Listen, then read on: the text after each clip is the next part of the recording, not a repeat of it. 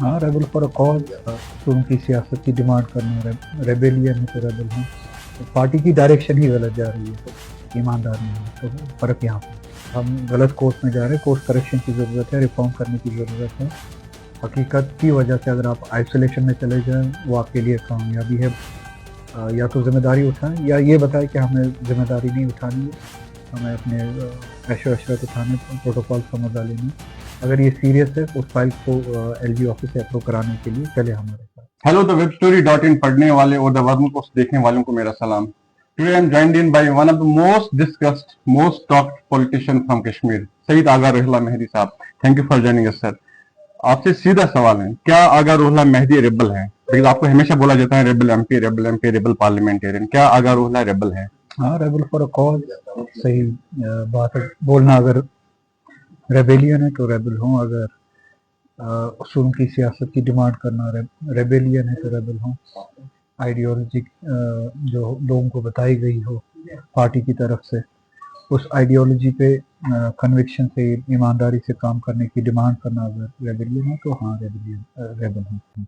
Ideology की आपने बात की, आपने इलेक्शन लड़ा नेशनल कॉन्फ्रेंस की टिकट पे, आपके सारे जो वर्कर आपके साथ थे, उमर अब्दुल्ला आपके साथ थे, बाकी पार्टी मेंबरान आपके साथ थे, तो कब वो एक गैप आइडियोलॉजिकल डिफरेंस एक डिसेंट बन गया? जब वो खुद आइडियोलॉजी से ही दूर हटना शुरू हो गए। पार्टी की हुकूमत जब बनी, हुकूमत बनने के बाद ही जिन बुनियाद पे ये पार्टी बनी है, खुद मुख्तारी, ऑटोनॉमी, 370 का तहफ़्फ़ुज़, जस्टिस, सोशल जस्टिस वगैरह, तो 2019 के बाद और ज़्यादा ज़रूरत थी इसी पार्टी की कि वो उस खुद मुख्तारी के लिए लड़े। 370 की के ज़रिए जो प्रोटेक्शन है उनकी वापसी के लिए लड़े। उसके बाद हुकूमत भी मिली तो उन्हें एतमाद भी दिया। तो आप देख रहे हैं कि हुकूमत उस डायरेक्शन से दूर भाग रही है, उसके अपोजिट में जा रही है। तो चूंकि अपने आइडियोलॉजी से ही दूर भाग रहे, इसीलिए मेरे इख्तिलाफ आते, वरना और कोई इख्तिलाफ। 370 की आपने बात की। हमारे जम्मू कश्मीर के ज्यादा एमपीज नहीं है, 5 ही हैं, 2 बीजेपी के हैं, 2 नेशनल कॉन्फ्रेंस के, एक इंडिपेंडेंट है। लेकिन क्या आपको लगता है जो हमारी एमपीज है वो डिवाइडेड हैं, उनके हाउस में भी डिवाइड है, उससे कश्मीर को क्या नुकसान, जो हमारी जो लड़ाई थी स्टेटहुड की या 370 की, उसको कॉज को कुछ नुकसान हो रहा है? पार्टी अगर अपनी रिस्पॉन्सिबिलिटी को पूरा करे तो फिर एमपीज भी उसी हिसाब से जो है वो डिवीजन आपको दिखेगा नहीं। हालांकि लोकसभा में मुझे इस मामले में कोई डिवीजन नहीं दिखता। लोकसभा के हम जितने भी मेंबर्स है पार्टी से, वो इस आइडियोलॉजिकल डायरेक्शन में कमिटेड है, लोगों के साथ किए गए हुए वादे पे कमिटेड है। मैं उनमें से एक हूँ, लड़ रहा हूँ।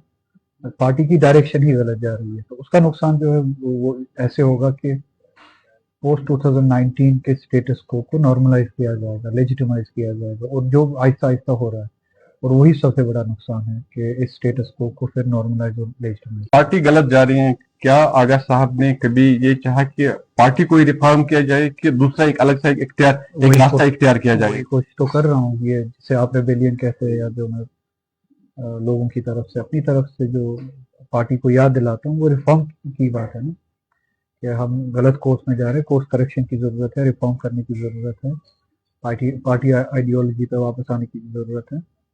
और अगर कुछ लोग इस पे पूरा नहीं उतर पा रहे तो पार्टी आइडियोलॉजी उससे बड़ी है, पार्टी उससे बड़ी है, तो उनको रिफॉर्म का ये भी मतलब होता है कि सही लोगों को सही जगह पे होना चाहिए, फिर वो छोड़ दे अगर वो उनसे ये काम नहीं होता। बहुत कम पॉलिटिशियंस हैं जिनके स्पीच वायरल होते हैं, चाहे वो हाउस में हो या हाउस के बाहर हो। और अक्सर कहा जाता है कि जो आपकी स्पीच है वो इमोशनल होती है। क्या वो इमोशनल होने के साथ साथ कुछ हमारे कश्मीर उनको फायदा आ रहा है? इंटरव्यूज के जरिए, बाकी चीज़ों के जरिए, पार्लियामेंट में इंटरवेंशन के जरिए मैंने रोड मैप पे बात भी की है। उस पे अमल, उस रास्ते पे जब हम चलेंगे उसके नतीजे भी दिखेंगे, कैसे हम किस चीज़ को कैसे हासिल कर सकते हैं, प्रोटेक्शन को कैसे वापस हासिल कर सकते हैं, इस सब पे मैंने बात की है। हाँ, इंटरवेंशन ये होता है स्पीचेस के अलावा, एक तो मुल्क को पता चलता है कि कश्मीर में क्या होता है, स्पीचेस का असर ये है। कुछ कुछ जगहों पे जो ज्यादतियाँ है वो फिर इस वजह से शायद कम हो जाती है, क्योंकि ये समझते हैं कि पार्लियामेंट में अगर इस बात को लाया जा रहा है तो दुनिया सुन रही है। रेलवे का आपके सामने एक एग्जांपल है। रेलवे लाइन शोपियां पुलवामा अनंतनाग में जो जिसकी डिमार्किंग भी की थी उन्होंने, उस प्रोजेक्ट पे काम शुरू हुआ था। تو میں نے پارلیمنٹ میں اس کے خلاف ایک دو بات انٹروینشن کیا، بات کی اس کے خلاف پارلیمنٹ میں منسٹر سے ملا، تو اس کے نقصانات بتائے، اس کے پیچھے جو ہدف ہے، مقصد ہے چھپا ہوا، اس کو ظاہر کیا. تو سنا انہوں نے، پتہ لگا ان کو کہ شاید یہ پروجیکٹ جو ہمارے ہڈن پروجیکٹ ہے لوگوں کے سامنے آ رہے، ملک کے سامنے آ رہے، تو رکے وہ. اسی طرح سے کچھ اور انٹروینشن جب ہوئی پہلگام کے بعد، جو بلاسٹ ہو رہے تھے، ہزاروں نوجوان کو اٹھایا جا رہا تھا، بلاسٹ گھروں پہ کیے جا رہے تھے، اس وقت بات کی تو امیڈیٹلی پتہ چلا. اس کے بعد تھوڑا اس میں روک تھام ہوا، کیونکہ ان کو پتہ چلا کہ پارلیمنٹ میں یہ باتیں بتائی جا رہی ہے اور ان کے راز جو ہے وہ فاش کیے جا رہے ہیں. چاہے دلی کی سرکار ہو یا جموں کشمیر کی سرکار ہو، آپ نے ہمیشہ اپنا نشانہ انہی پہ سادھا ہے. کیا آپ کو نہیں لگتا ہے کہ اس سے ایک پولیٹیکل آئسولیشن آپ کو ہو رہی ہے؟ ہونے دیں، ہو رہی ہے، مجھے اس سے کوئی فرق نہیں پڑتا. حقیقت کی وجہ سے اگر آپ آئسولیشن میں چلے جائیں، وہ آپ کے لیے کامیابی ہے بنسبت کہ آپ فلاک کے ساتھ، جھنڈ کے ساتھ جڑنے کے لیے بددیانتی کرے، جوڑ کا سہارا لے اور دھوکے کا سہارا لے. آپ نے جو اپنی یہاں پہ جو آپ کا ڈسینٹ سٹارٹ ہوا تھا وہ ریزرویشن بل پہ ہوا تھا، جو یوتھ اور سب آپ کے فین ہو گئے، تو آج اس کا سٹینڈ کیا ہے، اس کا سولوشن کیا ہے؟ اس بارے میں نے بات کی ہے، پھر سے وہی بات دہراؤں گا اختصار سے. یہ کہتے ہیں کہ انہوں نے کیبنٹ رپورٹ جو ہے وہ ایل جی کو بھیجا ہوا ہے، تب تک مہینوں ہو چکے ہیں. فائل گورنمنٹ کی ہے، یہ چلے جائے ایل جی سے، وہ فائل واپس مانگے، اس کا اپروول واپس مانگے. اگر یہ نہیں جا پاتے، اگر نہیں دیتے ہمیں بتائیں، ہمارے ساتھ آ جائے. میں اسٹوڈنٹ ایکٹیوسٹ کو گزارش کروں گا، ہم کسی دن جمع ہوتے، آپ ہی کے ذریعے گورنمنٹ کو بولتا ہوں، آپ اگر اپنی فائل ڈھونڈنے کے لیے نہیں آ پاتے ہمیں بتائیے، یا پھر یہ بتائیں کہ آپ کے لیے یہ بہانہ ہے کہ آپ سے کوئی جینون ڈیمانڈ آپ کے سامنے رکھی جائے. آپ جواب میں یہ کہے کہ ہم نے ایل جی کو بھیج دیا اور آپ اپنی ذمہ داری سے جو خود کو آزاد کر لیں. ایسا ہو نہیں سکتا. یا تو ذمہ داری اٹھائیں، یا یہ بتائیں کہ ہمیں ذمہ داری نہیں اٹھانی ہے، ہمیں اپنے عیش و عشرت اٹھانے، پروٹوکول کا مزہ لینا.